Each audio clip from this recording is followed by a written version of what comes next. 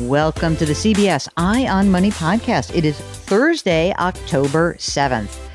Mark, it is October, which means we are now officially in the fourth quarter of the year. Are you already starting to hoard your Christmas presents because you're scared there will be no supply?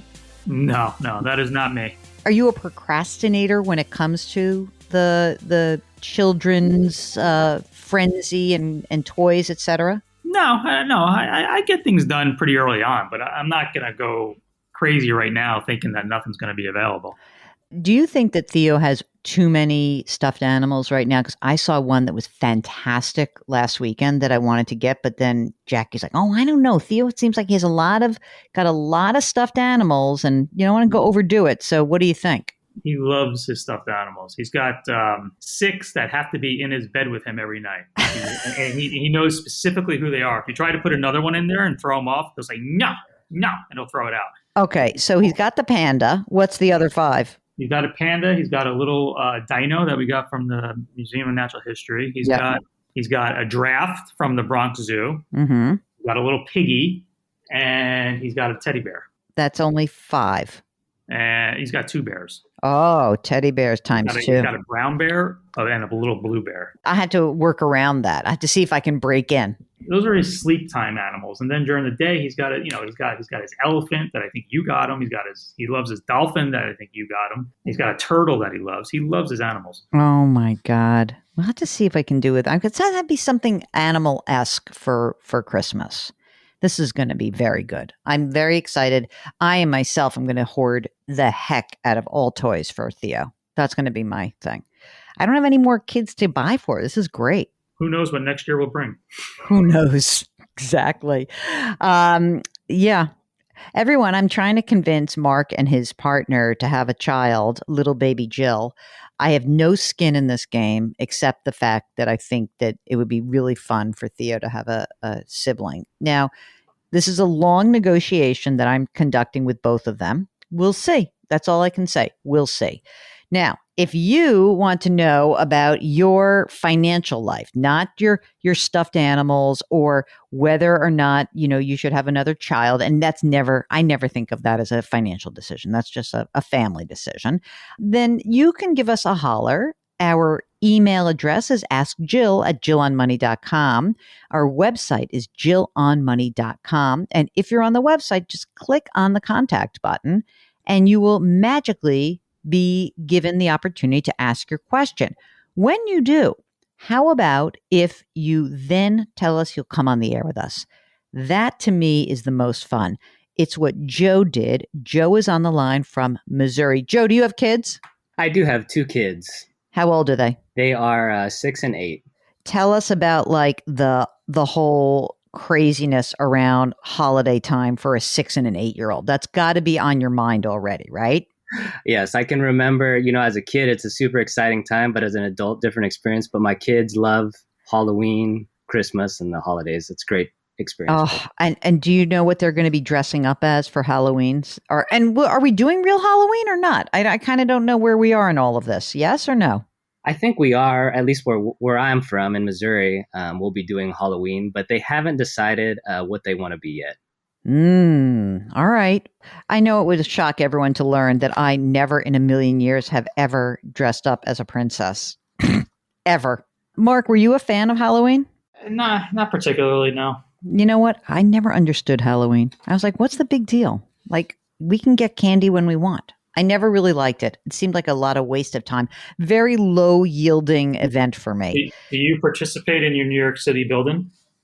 Oh, God. Now you're outing me. This is so unfortunate. So, Joe, here's what happens. In New York City, you can crank on Halloween if you are a kid because you can go into a building, and there's like maybe, there could be 16 or 18 floors and multiple units. You can just stay in the building. But usually every building says if you want to participate, put something outside on your door that says you're participating. And if you don't, you won't, and then no one will come by. So of course I don't participate because that would drive me insane. But what I do is that my neighbors who have little kids around me, I make little Halloween bags for them and drop them off usually midday Halloween. And then we head out of the building. Do not want to be around. I am such a curmudgeon when it comes to this. We also have a very nice parade in our building. So the kids all dress up and they go down through the lobby. And that's when they start going upstairs, which I used to go see. But, 20 years later, I'm like, yeah, I'm done with that. You know what, Joe? This is all nonsense to you. So let's go on. Tell us what's going on for you. What can we do for you, sir? Yeah, sure thing. So this year I've had some RSUs vest around 55,000. With COVID and everything, I don't have an office currently at my home. And it feels like the workforce will not change. So given, I have the 2 kids that I mentioned, and then I actually have one on the way this December, I really have no place to work at home. So we were thinking of finishing our basement, but thinking of all our finances, should I be doing something different with the proceeds of this RSU? The 55,000 from the restricted stock units, is that taxed yet, or is that a pre-tax 55,000? That is a pre-tax 55, and they actually have already vested. So taxes have been taken out and withheld, and I'm left with about 35,000 if I've sold today. Okay, got it. How much would it cost you to finish the basement? We're estimating probably the full proceeds. So the 35, you would be done. Okay. Tell us a little bit about other stuff going on. For example, let's start with this. How old are you? I am 35 and my wife is also 35. Okay. Do you both work or just you? Is she like with her hands full, 6, 8, and now 1 on the way? Oh my God. Yeah, she, of course, just works at home, of course. And then myself, I earn 140 a year for base pay. Okay, got it. And do you make a contribution to your retirement account? I do. So I'm on track to max that currently. How about any other savings? So give us your emergency reserves. Yeah, emergency reserves is around 32,000. And besides the RSUs that are vested, let's not even talk about the unvested ones. Any other investment accounts that are either retirement, maybe an IRA or a brokerage account? Yes, I do have a Roth IRA of around 30,000 under myself, and then my wife has around 17,000 between her an old 403b and a traditional IRA. And then in addition to that, we have a $30,000 brokerage account that's just index funds. Okay, got it. How much is in your retirement account right now into your into which you're putting your maximum? Depending on the day, yes. Now it's been down, but it was 200,000. Okay. Any money set aside for the kids yet? We do have a little bit set aside. So we do have just some brokerage accounts set up for them, about 5,000 each, and then they also have around $4,000 each in a 529. Great. Tell us about the house now. Let's get to the fun part. How much is your current home worth? Yeah, so we just purchased last year. So the house is worth conservatively 400, and we owe 325 still on the mortgage. What's the rate on the mortgage? 2.875. Get out. It's a 30-year? It is a 30-year. Don't make extra payments, okay? Yes, of course. Okay, of course. I know that. I just was telling you, just to remind you.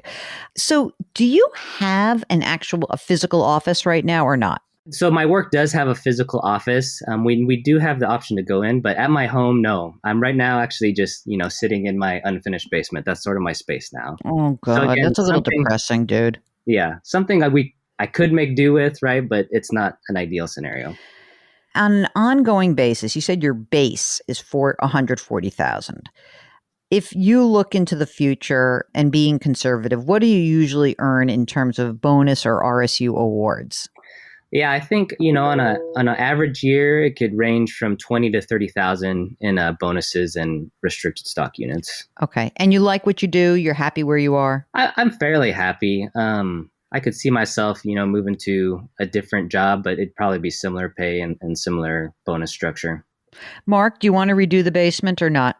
Yeah. I mean, if he's got this 20 to 30K coming in every year, okay, so let's just take one of those years and make your life more enjoyable. That's exactly what I'm thinking. I think you should do it. I don't think you should look back. And I think that honestly, even if you had to spend a little bit more and you had to pull some of the money from the brokerage account, which is in index funds. If you had to say, oh, you know what, let me just take a little bit of money extra, but like, just do it. Don't mess with yourself and don't second guess yourself, because I think this is a very smart improvement. And it, like Mark said, it's like certainly an improvement to your life. But also, listen, you're not. It's not like you're saying, I want to spend $35,000 and buy a very fancy car. You're actually investing in this asset that you own already, which is your home. And I think that this is a good investment, and it'll be good for your life. Now, as these RSUs become vested and as you start selling, a couple of things that we should talk about. You said you're maxing your 401k, which is great. I think you should also, obviously have some, if there's extra money, then we can start talking a little bit about, can we get your wife to make a retirement contribution also, to be able to, I think, essentially put a little bit more money aside for savings. I would prefer that you do more of the retirement savings. The money for the kids, why have it in a brokerage account? Why not have it all be 529? Is there a theory on that? No, no real theory. I mean, it was really just convenience at the time, just because it was straightforward in the robo I was using to open an account for them. But that 4,000 was just really open this year for them. Yeah, I would just move whatever the brokerage account is, I'd move it in the 529 because it's much more tax efficient. And then, if you guys have extra money, so does vesting occur at the same time every year usually? Yeah, it usually occurs like in 6-month intervals.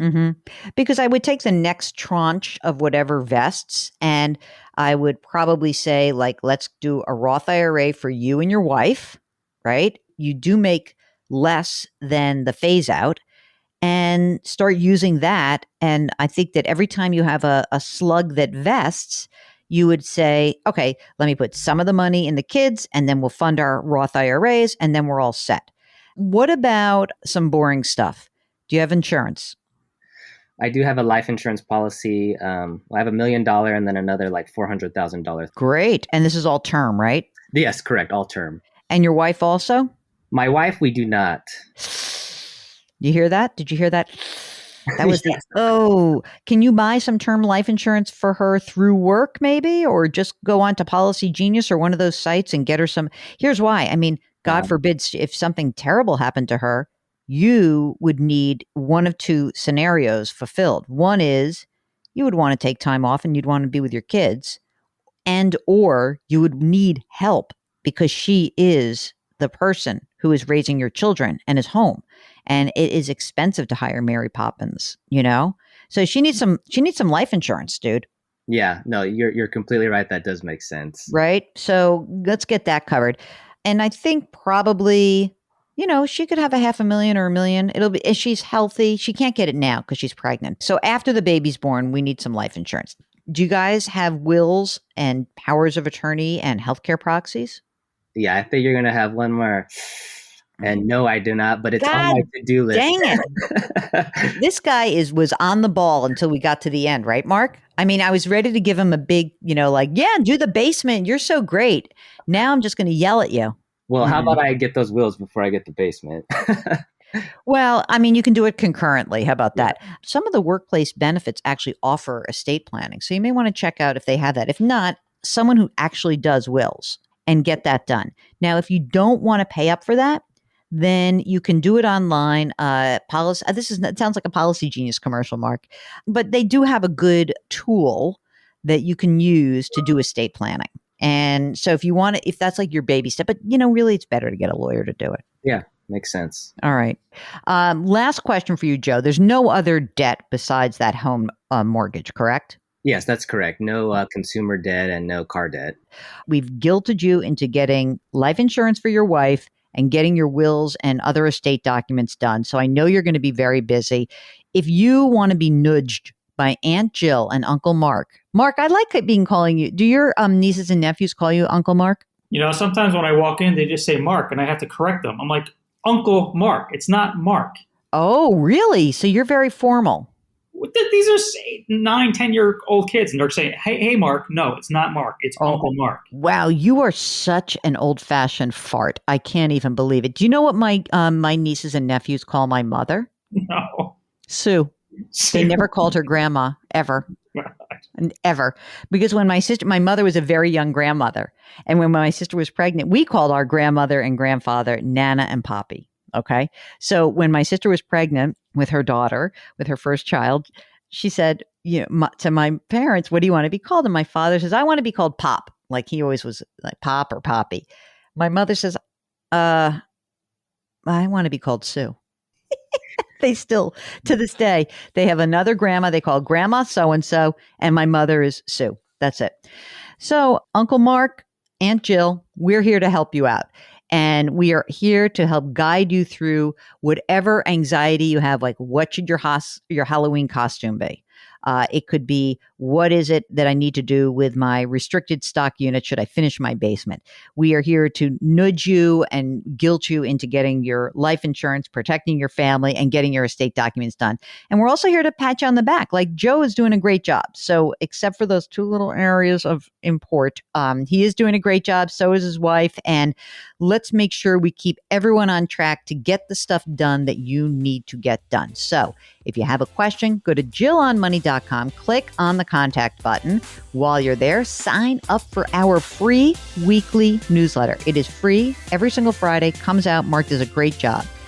You can follow Eye on Money wherever you find your favorite podcast. Then we want to remind you that Uncle Mark is really Mark Talercio, our executive producer extraordinaire. We are distributed by CBS. Please try to lift someone up today.